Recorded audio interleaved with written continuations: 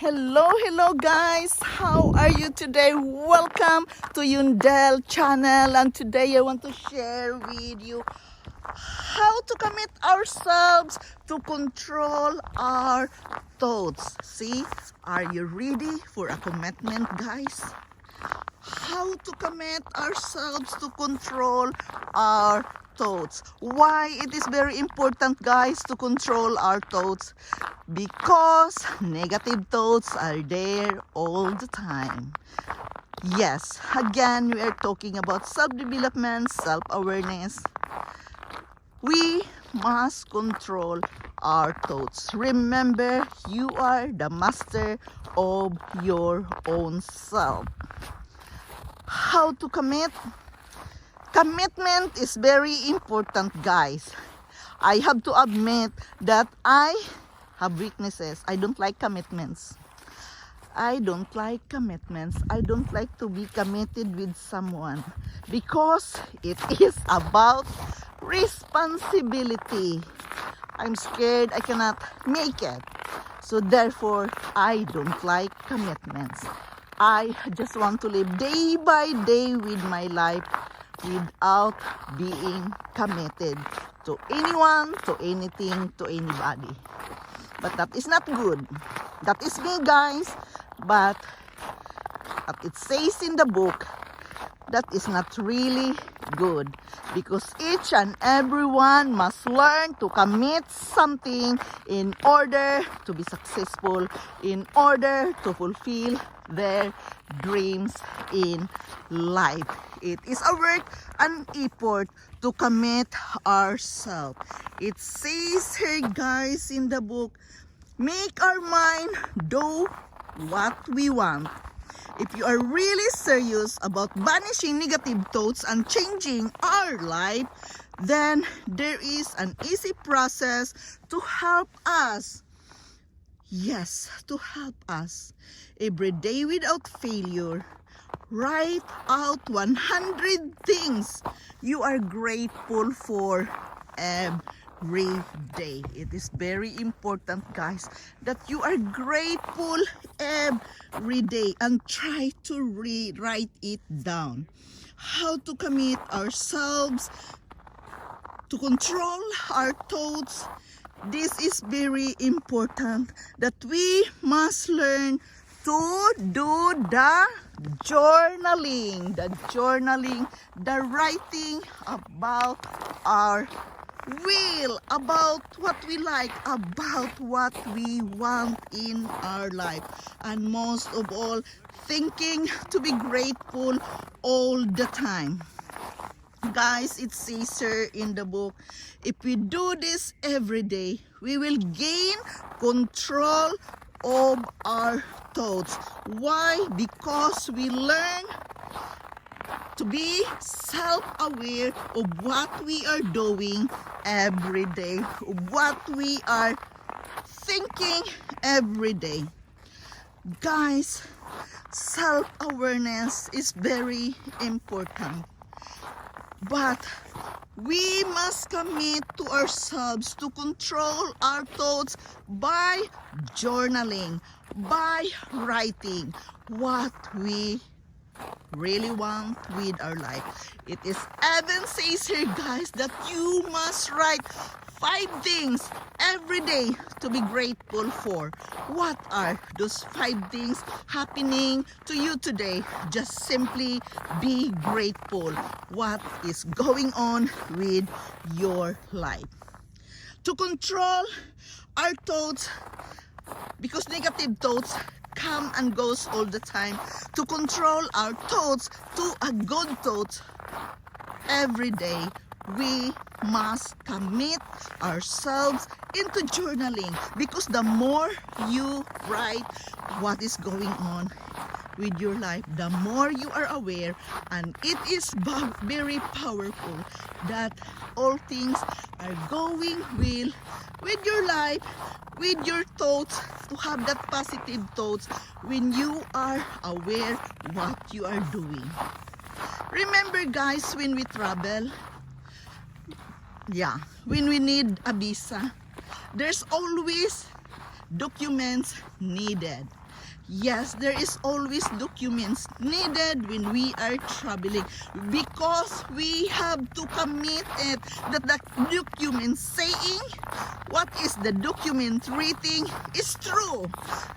Yes, that is the important of it. We commit to something. We commit to that certain system. That what is written in the documents is true. Therefore, they grant us a visa. They grant us the passport to travel to other countries. Documenting things, guys, is very important. That is the same with our life journey. So we must commit into journaling, writing it down, what you are doing every day, what you are grateful every day. This is very important to control our thoughts. Stop thinking the negative thoughts, change it to positive thoughts, and you are the only one who can do it to yourself. You are the only one who can control it with yourself, because it says if we do this every day, journaling, writing it down, what we experience, what we are doing, what we are experiencing every day, we are gaining to control our own thoughts. So guys, make up commitment. There is a helicopter, guys. Meet your needs by commenting that you have control with your life. You have to control your own thoughts. Be committed into something to control our thoughts. When we gain control of our mind, then we will be the master of our own selves. See? You get the point, guys? When we know how to control our thoughts, when we know how to control our feelings, we become the master of our own selves. I'm not aware about this. How about you? Have you ever think this? But it is really very powerful when we can acknowledge it by ourselves. It's really very powerful, guys. It is just about knowing yourself. We must have the document to convince ourselves that you are a good person. Write it down.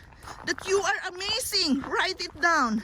That you are a successful person. Everything must be written. So journaling is very important to commit ourselves to control our thoughts, to create that good thoughts. Because of course you are not going to write the negative things in your life. You are going to write the good thoughts, the good things in your life, what you are accomplishing. And this is very powerful to become a master of our own self. I know this is not easy, and many of us saying, I don't have the time. Yes, I don't have the time either. But who else can do it to myself except me? Me and me alone can do the changes of my life. Guys, I hope really someone is listening there, that you can get my point. I'm just following, saying, sharing with you from what I am reading. Yes, I understand it, but I have having difficulty to put it into action. But things cannot happen into our life if we cannot put it into actions. Action, action, action is necessary for a life change. If you want to change your situation, the action must be done. See, have you get me, guys. Have you understand me fully, guys?